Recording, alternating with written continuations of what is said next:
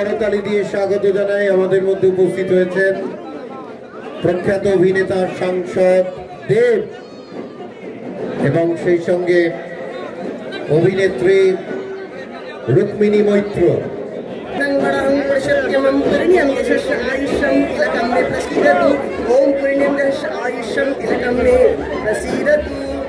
नमो तद विष्णु परमं पदं सदा उपस्वन्ति शूरया दिविव चक्षुरा ततं नमो माधवो माधवो बाजी माधवो माधवो। আমরা অত্যন্ত উচ্ছ্বসিত আনন্দিত, আমাদের মধ্যে উপস্থিত হয়েছেন প্রখ্যাত অভিনেতা সাংসদ দেব। একটু জোরে করতালি দিয়ে আমরা স্বাগত জানাই। যত সিনেমা দেখেছি একটাতে আমরা অভিভূত, চাঁদের পাহাড়। মানে ওটা কি করে আজও মানে আমরা বারবার করে আবার দেখি ওটা কি করে করেছিলে তুমি।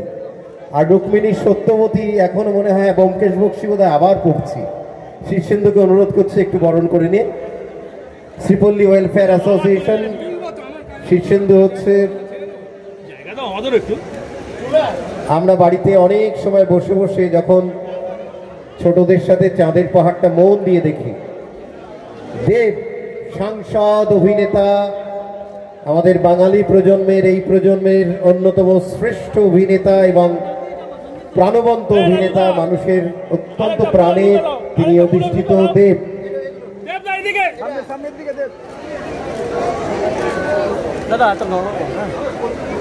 শীর্ষেন্দু হাজরা প্রখ্যাত আইনজীবী এবং শ্রীপল্লী ওয়েলফেয়ার অ্যাসোসিয়েশনের কর্ণধার।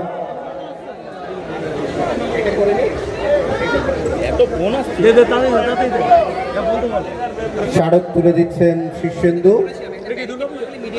স্মারক দিয়ে বরণ করে নেওয়া হচ্ছে রুক্মিণী মিত্র এবং দেবকে। মিষ্টি মিষ্টি আর একটা বিশেষ উপহার, অপূর্ব সুন্দর উপহার শ্রীপল্লী ওয়েলফেয়ার অ্যাসোসিয়েশনের তরফ থেকে দেব এবং রুক্মিণীর হাতে তুলে দিচ্ছেন।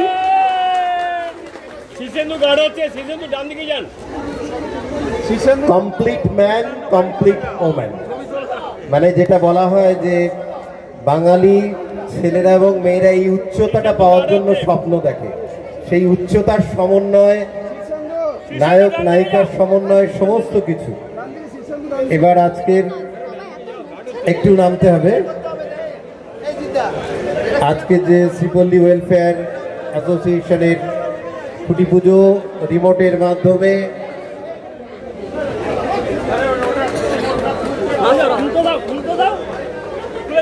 সত্যবতী বিনোদিনী, এর তুলনা মানে রুক্মিণী আর দেব ওদের নিজেরাই নিজেদের রেকর্ড ভেঙে চলেছে। কারোর আলাদা করে আর রেকর্ড ব্রেক করতে হবে না। দিনে দিনে যেভাবে পরিণত হয়েছে দুজনেই, হ্যাটস অফ, জোরে হাততালি। রুক্মিণী মৈত্র। নমস্কার, কেমন আছেন সবাই? ভালো, আমি শুনতে পাচ্ছি। কেমন আছেন সবাই? এই তো প্রথমত আমাদেরকে এখানে ডাকার জন্য অসংখ্য ধন্যবাদ।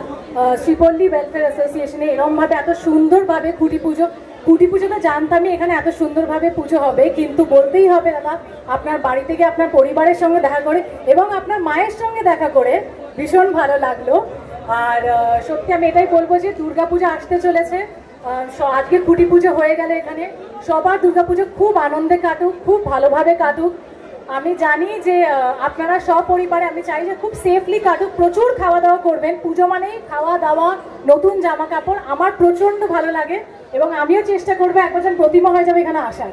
পূজার সময় একদিন ভোগ খেয়ে যাবো। আর এটা বলতে হবে, আমি জানি যে আপনারা যার কথা শুনতে চাইছেন সেই মানুষটি আমারও ব্যক্তিগতভাবে বেশ পছন্দেরই মানুষ।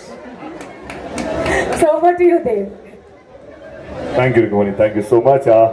প্রথমে শীর্ষেন্দুকে অসংখ্য ধন্যবাদ এরকম একটা সুযোগ করে দেওয়ার জন্য, এখানে আসার জন্য।